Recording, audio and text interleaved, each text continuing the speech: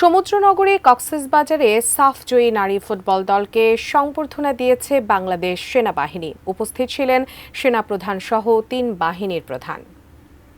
সম্প্রতি দক্ষিণ এশীয় ফুটবল ফেডারেশন সাফজয়ী নারী ফুটবল দলকে কক্সবাজারের একটি অভিজাত হোটেলে সেনাবাহিনীর পক্ষ থেকে এখানে সংবর্ধনা দেওয়া হচ্ছে। এখানে 3 বাহিনীর প্রধান ইতিমধ্যে উপস্থিত হয়েছেন এবং বাংলাদেশ নারী ফুটবল দলের সদস্যরাও এখানে উপস্থিত হয়েছেন। কক্সবাজারের ইনানির একটি অভিজাত হোটেলে এই আয়োজন করা হয়েছে। এইখানে এই মুহূর্তে আমরা দেখতে পাচ্ছি নারী ফুটবল দলের সকল সদস্যরা এখানে উপস্থিত হয়েছেন, যারা আমাদের বাংলাদেশের জন্য সম্মান বয়ে এনেছেন।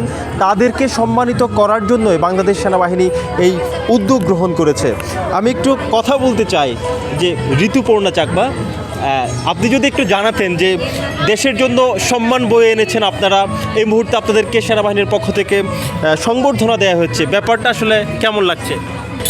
আমরা আসলে খুবই আনন্দিত এবং ধন্যবাদ জানাচ্ছি বাংলাদেশ আর্মি সেনাবাহিনী কর্তৃপক্ষকে আমাদেরকে এত সুন্দর করে সম্মানিত এবং সম্বোধনা প্রদান করার জন্য আমরা সবাই আনন্দিত এবং উচ্ছ্বসিত। অনেক ধন্যবাদ।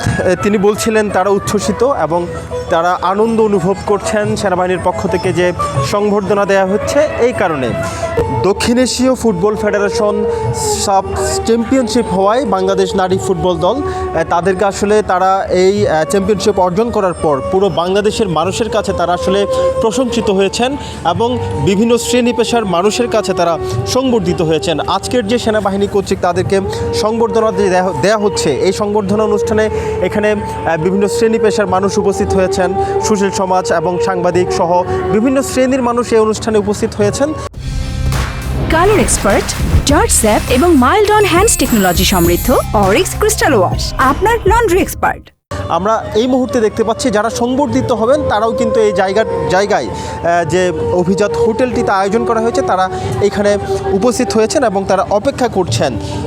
আমরা যদি একটু কথা বলতে চাই, আপু যদি একটু জানাতেন এই মুহূর্তে অনুভূতিটা কেমন? আপনাদেরকে যে সংবর্ধনা দেওয়া হচ্ছে, আপনারা দেশের জন্য গৌরব বয়ে আনতে পেরেছেন, এই ব্যাপারটা আপনার কাছে কেমন লাগে?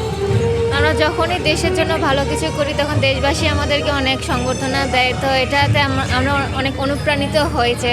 আমরা ভালো কিছু করলে দেশও আমাদের জন্য ভালো কিছু করবে। তারপরে সেনা প্রধান উনি সবসময় আমাদেরকে সংবর্ধনা দিয়ে আসছেন, আগামীতেও যেন আমরা ভালো কিছু করলে যেন ওনারা আমাদের সাথে থাকেন, এই আশা করি। অনেক ধন্যবাদ। দেশের জন্য যে সম্মান বয়ে এনেছেন তারা, সেই সম্মান নিশ্চয়ই তারা ধরে রাখবেন এবং আগামীতে আরও যাতে সম্মান বয়ে আনতে পারেন, বাংলাদেশের গৌরব যাতে অক্ষুণ্ণ রাখতে পারেন বিশ্ব ফুটবল মাঠে, সেই প্রত্যাশা কিন্তু তারা করছেন। তারা দেশের সকল মানুষের কাছে তারা আসলে সেই দেশের মানুষের প্রত্যাশা পূরণ করতে তারা আসলে কাজ করবেন এবং খেলার মাঠে দাপিয়ে বেড়াবেন, তেমনটি প্রত্যাশা আসলে তারা করছেন। কক্সবাজারের এই জায়গা থেকে সংবর্ধনা অনুষ্ঠান থেকে এটুকুই ছিল এখানকার সব শেষ।